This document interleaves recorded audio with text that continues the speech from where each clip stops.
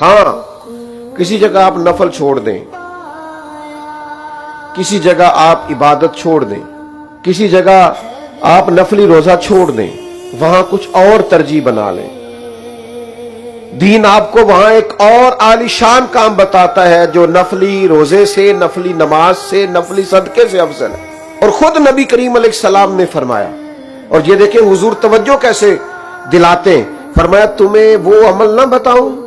جو نفلی نماز سے بھی افضل ہے، نفلی روزے سے بھی افضل ہے، صدقے سے بھی افضل ہے۔ یا رسول اللہ بتائیے، فرمایا دو روٹھے ہوئے میں صلح کرا دو، اللہ ان سارے نفلی کاموں سے زیادہ ثواب عطا کر دے۔ جو دو جھگڑے ہوئے ہیں، جو آپس میں لڑ پڑے، جن میں شکر رنجی ہو گئی، تم ان دو دلوں کو قریب کر دو، ان دو مسلمانوں کو ملا دو۔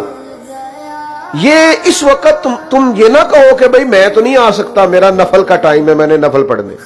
میں نہیں آ سکتا، میں نے روزہ رکھا ہوا نفلی، میں نہیں آ سکتا، میں نے اس وقت جو ہے اللہ کے راستے میں صدقات کرنے۔ اس وقت تمہاری ترجیح یہ ہے کہ دو لوگ لڑ پڑے ہیں، ان میں جھگڑا ہو گیا،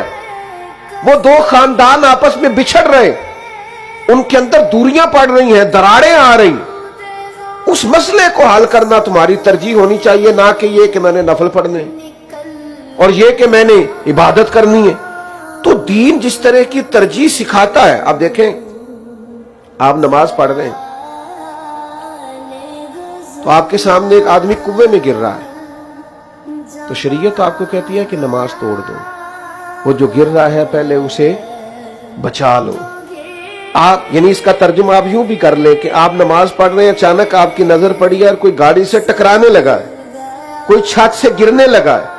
کسی کو بجلی کا کرنٹ لگنے لگا، اس کی موت کا مسئلہ ہے،